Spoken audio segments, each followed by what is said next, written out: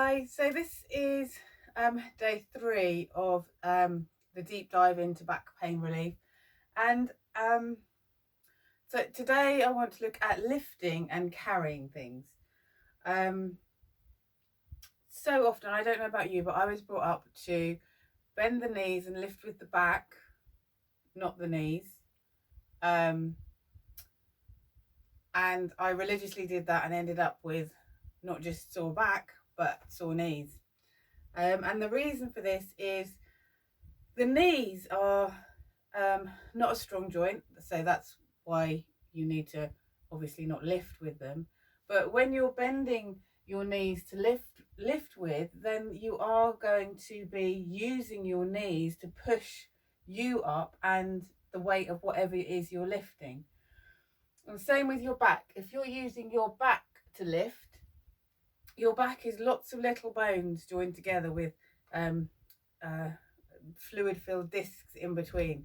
It's meant as a stabilizer and to help you to be a little bit more mobile. It's not designed to bear weight and lift and carry things.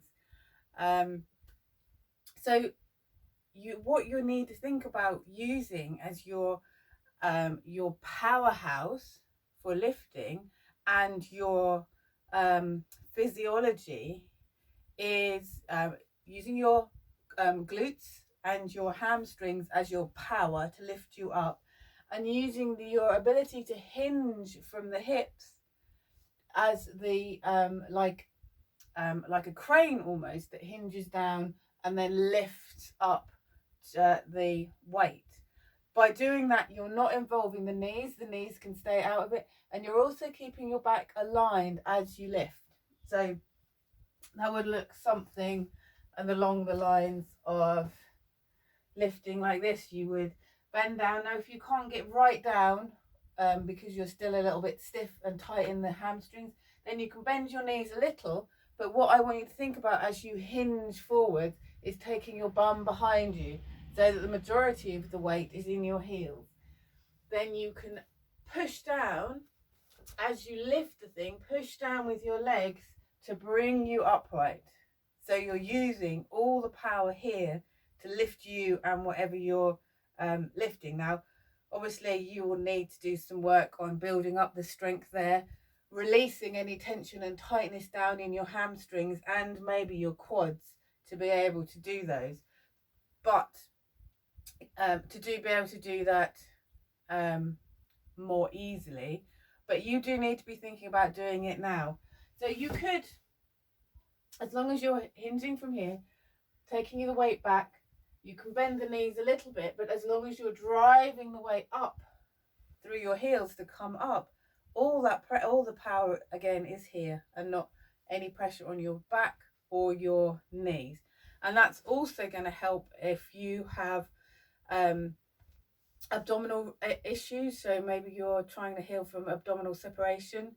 If you have any pelvic issues, pelvic floor issues, it's going to assist with those as well, because you're going to be taking the pressure off. Because let's face it, we're all lifting and we're all carrying something at some point. So being able to know how to do it kind of thoughtfully and mindfully is really, really important.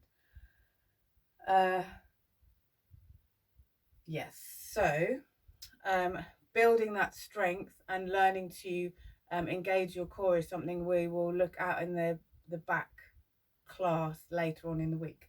So what the other thing to think about when you're carrying something? So quite often we'll just pop something over our shoulder to carry it. But what you might find, especially if you have shoulders that slope down and you haven't got much muscle on your shoulder, is you will lift your shoulder up to help hold that bag in place. So lifting up is putting pressure here on your upper back and obviously your shoulders and your neck. So you're really holding a lot of tension in here, which is also going to put tension in the rest of your body. So the best thing to do is to put it across your shoulder. That way the weight, it's not going to slip off your shoulder, and the weight's kind of evenly distributed across your body. You can also, and then if you do that, the important thing is to change sides regularly. So if you start feeling yourself tiring, an aching shoulder, then just simply don't, soldier on. I think so much of our lives is like, just soldier on, grin and bear it, stiff upper lip. But no, let's not do that. Let's just change the way you think about carrying something so that you're utilizing different parts of your body. Don't forget, we're thinking about adding more movement, and adding more movement also means that you're just using your body in a variety of ways. So you can use both shoulders. You can grab a rucksack and carry it on your back. You can also put the rucksack, imagine if this was a rucksack, you could put it on your front as well, so you could carry 2 different ways with a rucksack. And you've also, of course, got just carrying it in your arms. That's another way to carry. Being mindful, of course, that you have arms strong enough to support the weight, and that you're not lifting your shoulders to hold it up or pushing your chest out to be able to help your arms to carry. Pushing your chest out is, again, like we talked about with alignment, it's putting pressure on the lumbar spine, it's pushing pressure on the abdominal muscles, on the pelvis and the pelvic floor. So you want to be able to keep in alignment and strengthen your arms to carry something. And there's all sorts of ways you can carry in arms as well, isn't there? Depending on what you're carrying, you can come onto one arm, the other arm, both arms, on your head if you want to. So just play with that, and don't be worried about changing your bag around the way you're carrying it. You can also just carry it in your hands this way and just move from side to side. So that's loads of different ways to carry something. So just experiment. The same could be applied if you are carrying a baby. I know small little babies need us to give them quite a lot of support when we're carrying them. So always having an arm underneath, a hand on the head, and again, make sure that you're not pushing your chest out and supporting them on your tummy, which is putting all that pressure again, like we just mentioned. If you've got, you can still, with a smallish baby, carrying them on one side, just make sure that you're not jutting your hip out to the side, again, creating imbalance, especially in the pelvis there. But you can carry them on both sides. And for toddlers who can help hold on better, you can put them on your back as well. So that's quite a few different ways to carry a baby. And again, if you're carrying in a sling, quite often people think, oh, you put the baby in a sling and you're taking pressure off the rest of your body, but you aren't really. If your habit is to carry with your chest thrust, you're still going to take that habit with you into using a sling. So you still need to be mindful of that, especially if you're finding that after a while of carrying you are getting upper or lower back pain. Think about what your position is. Maybe you need to bring your chest back into alignment, your pelvis back into alignment. Maybe you are jutting out a hip. If you're carrying on with a ring sling, you might still be jutting out the hip. And that's important for healing postpartum, because we have to work really hard as new mums to look after our babies, as well as like allowing our bodies the time and the space to heal. So I think that's it. Lifting and carrying, no matter what you're lifting and carrying.